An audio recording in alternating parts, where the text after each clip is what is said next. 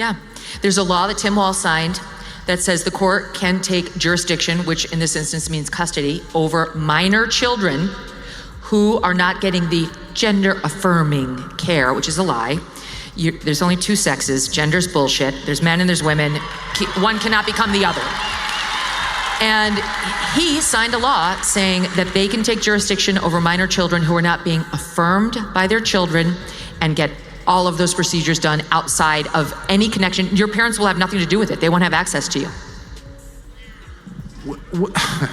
That's so dark. What if the friendly Midwestern governor you see on TV was hiding a DMN secret? Not just a political gaffe, but a series of decisions so shocking they have critics like Megyn Kelly and Tucker Carlson sounding the alarm. Behind the image of Tim Walz, the normal guy from Minnesota, lies a story of chaos, controversy, and a law so dark it could tear families apart. You see the smiling photos and the carefully crafted image of a moderate leader, but a closer look reveals a pattern, a series of actions that have left a trail of destruction and outrage. This isn't just about politics, it's about a fundamental betrayal of the people he was elected to serve, and it starts with a law so audacious it has parents across the country in a state of shock. Screw you, Taylor Swift. That's how I would like to begin. This woman has got she's a billionaire. I saw her amazing mansion in Rhode Island. I went to some hotel there, and there it is up on a cliff. You've never seen a more beautiful home. It's one of, 20? She's got so many gifts thanks to all of you. Thanks to your daughters, who you probably had to drag to her concerts, and you want to make your daughter happy, and so you didn't, and it's true whether you're a Republican or a Democrat. And how does she think? They needed a weak man, because it is the party of weak men and unhappy women. One of which leads to the other, by the way.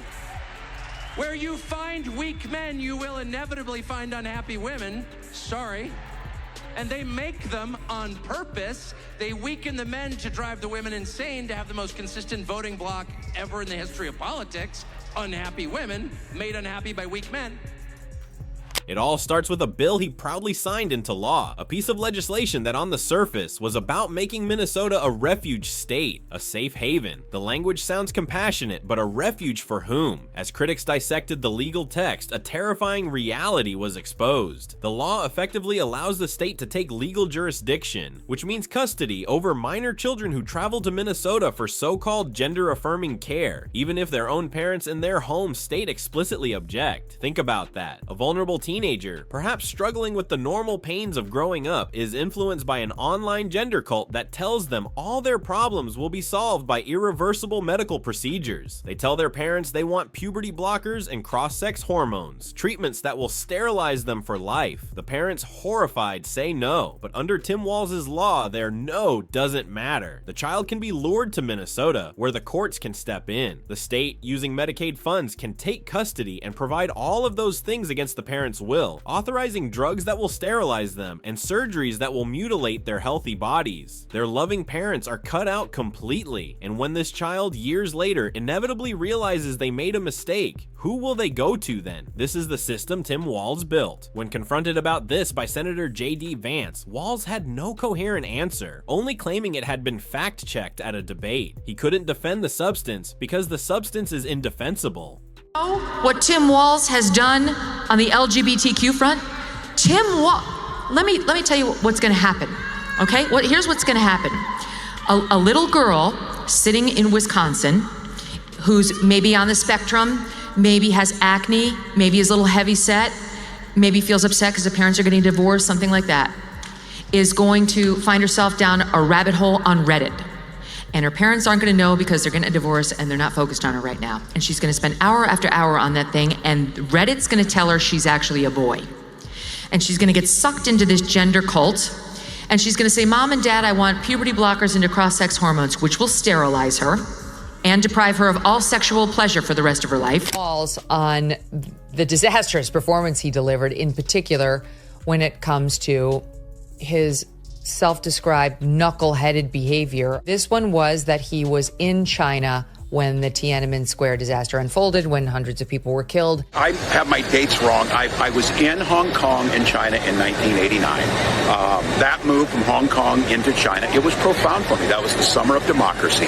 I said it's where I understood how sacred democracy was. It's what encouraged me, about 15 back and forth with my students, taking them to China. I speak like everybody else speaks. But his failures began long before that, when Minneapolis burned. When the George Floyd riots erupted, the world watched in horror as entire city blocks were reduced to smoldering ashes. And where was Governor Tim Walz? Critics say he was paralyzed, a deer in the headlights. His response was so slow, so weak, it bordered on abdication. While the city burned, Walz spoke in vague platitudes about systemic issues, all while the fires raged and the cries for help from terrified citizens went unanswered. Tucker Carlson pointed out that the Democratic Party seems to specialize in finding weak men because they create the most consistent voting bloc, unhappy women. Walz seemed to be the poster child for this theory. While Target stores were being looted, Walz was allegedly busy practicing his concerned face in the mirror. Instead of decisive action, he launched a listening tour after the fact. After the businesses were gone, after the homes were destroyed, he decided it was time to listen. It was a move his opponents called a pathetic and insulting attempt to look like a leader after his city had already been lost. The ashes had barely cooled before a new crisis emerged directly from the rubble of his failed riot response. A massive, terrifying crime wave. The relationship between the government and law enforcement was shattered. After the riots, police were demoralized and defunded, and Tim Walz, critics charge, was leading the charge. His spine turned to pudding faster than you can say defund the police.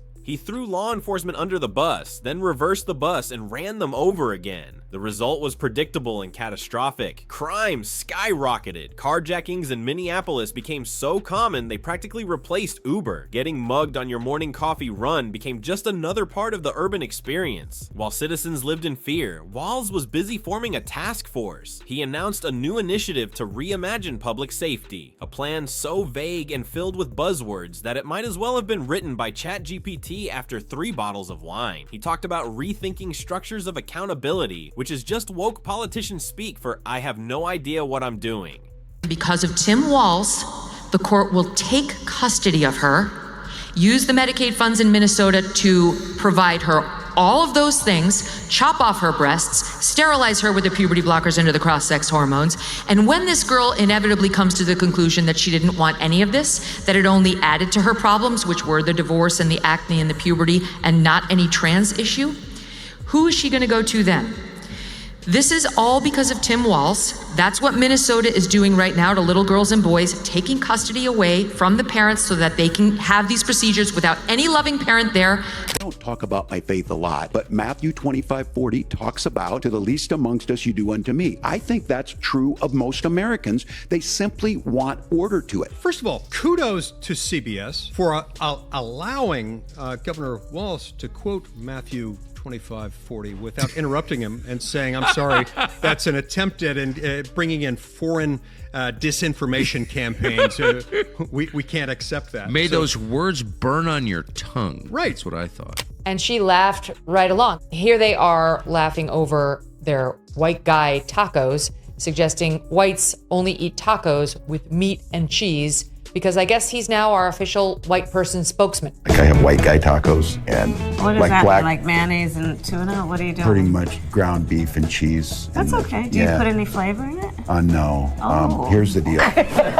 No, they said to be careful and let her know this, that black pepper is the top of the spice level in Minnesota, you know. I'm the first vice president, I believe, who has ever grown chili peppers. I'm You trying know to that. expand We'll figure my that- food knowledge. You know what? We've got some cantaloupes. You'll be fine. Yeah. Then came the pandemic, and Walz's leadership was tested again, providing yet another stage for his signature blend of incompetence and authoritarian overreach. He issued executive orders with dizzying, arbitrary speed, shutting down bars, gyms, restaurants, and even churches. Yet somehow the big box corporate stores and liquor stores remained open. You couldn't hug your dying grandmother, but you could stand in a crowded aisle at Target. He insisted it was all about the science, but it was a strange kind of science, one that seemed to perfectly align with the financial interests of massive corporations. His rules made less sense than a fever dream. You could gather in the thousands for a protest, but you couldn't attend a funeral with 6 people. His vaccine prioritization plan was just as chaotic. High-risk elderly citizens were forced to wait while healthy young people with the right social justice credentials got to the front of the line. When people dared to question this, Walz responded like a broken Alexa stuck on a loop. Equity, equity, equity. He said the word so much, Minnesotans started checking their cereal boxes for it. His entire administration ran on equity like it was diesel fuel, and he was pumping it into a clown car of failed policies.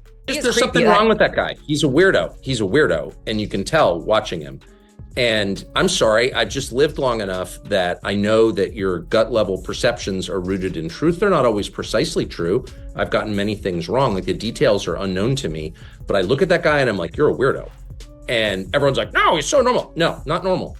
Sorry. This is a lawyer. Walz is not. So Vance is looking at Walz saying, what about my assertion is incorrect? And Walz's response was, it was fact-checked at the ABC debate. The law is written to try and make a point. That's not it at all. What was I wrong about, Governor? Please tell me, what was I wrong about? That is not the way the law is written. Look, I've given But how? I've given this advice on a lot of things, that getting involved, getting engaged, that's been misread, and it was fact-checked at the last debate. From 2015 to 2023, which was the date Tim Walz repealed the law requiring life-saving care, 24 babies were born alive in Minnesota after an attempted abortion. While the state reeled from crisis, what was happening inside its schools? Under Tim Walz, Minnesota's education system reportedly devolved into his personal sandbox of failed social experiments. His solution to plummeting test scores wasn't to focus on fundamentals, it was to increase funding for feelings. That's right, Tim Walz thought what students really needed was more emotional learning and peer-to-peer empathy yoga. Reading, writing, and math became optional. Meanwhile, actual teachers were drowning in bureaucracy, and lesson plans became emotional scavenger hunts. Parents were pulling their hair out because the math homework now came with a trigger warning and a link to a meditation video. The students, they were graduating with the intellectual firepower of a deflated beach ball. We're talking about kids who think a thesis statement is something you tweet. But Tim Walz was busy treating public education like a summer camp arts and crafts session, grinning in photo ops while tweeting about reimagining the classroom experience, which meant they installed beanbag chairs and forgot to teach anyone how to spell. But it wasn't just his policies that raised alarms, it was the man himself. His public persona began to crack, revealing a character that many found deeply inauthentic and, as Tucker Carlson put it, just plain weird. In one bizarre moment, he and the vice president were caught on a hot mic joking about white guy tacos, which he described as just ground beef and cheese. It was a dumb joke, but it revealed a governor from a predominantly white state shatting on his own people to score cheap social points. Then, a story he told for years about being a teacher in China during the Tiananmen Square massacre was fact-checked, and he was forced to admit he had his dates wrong. These incidents painted a picture of a man who wasn't just incompetent, but a phony. Tucker Carlson summed up what many were feeling when he said, there's something wrong with that guy. He's a weirdo. He said his gut level perception was that Walz was not the normal guy he pretended to be. Vote for Tim Walz, who I just want to say once again, I'm totally convinced is creepy. I think I'll be vindicated. I hope I'm wrong, but I think he is. But whatever, he's clearly weak. And Doug Emhoff, his daughter, comes out on stage. I'm trying not to be mean, but I look at Doug Emhoff's daughter, miserable, covered in tattoos, and I'm like, anyone who has a child like that should not have political power, because you've messed up enough. Do you know what I mean?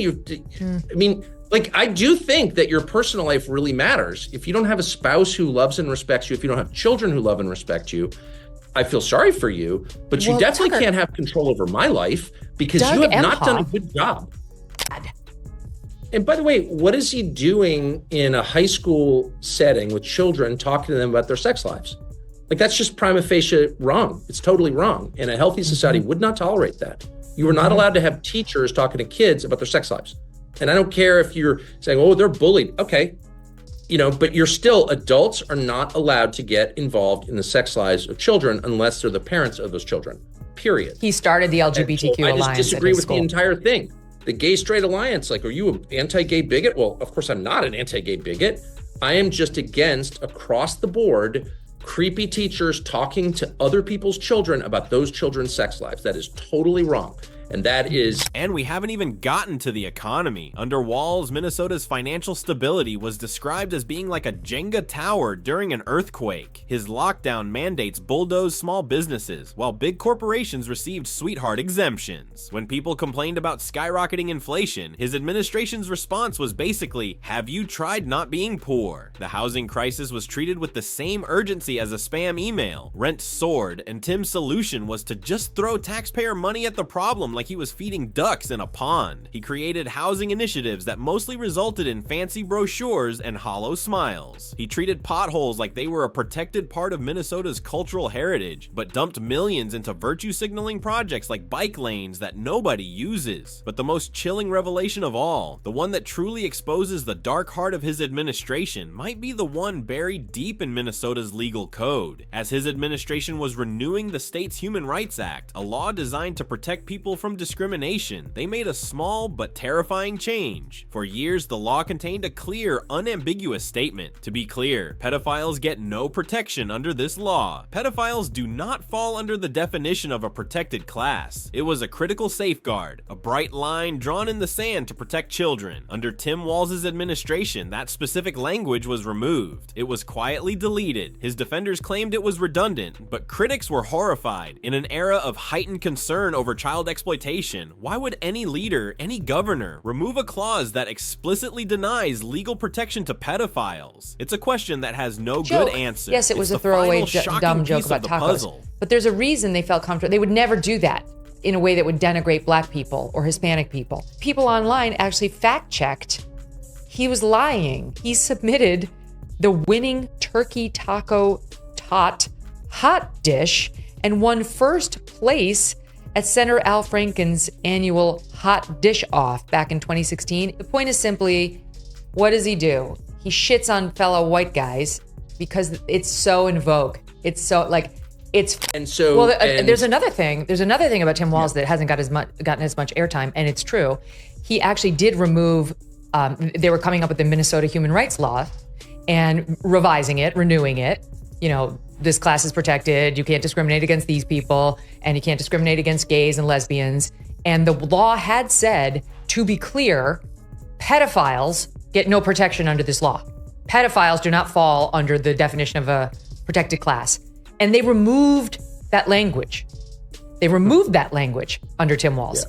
That the pedophiles, so from burning cities and abandoned cops to schools that prioritize feelings over facts and laws that could separate families, the image of Tim Walz as a simple, moderate leader completely crumbles under the weight of the evidence. The picture that emerges is one of a radical ideologue hiding in plain sight, a man whose policies have led to one disaster after another. He is the arsonist expecting a thank you note for calling the fire department he helped set the blaze to. The question for America isn't just what Tim Walz has done in Minnesota. The question is, after seeing all of this, who is this man really, and what DMN thing is he planning to do next?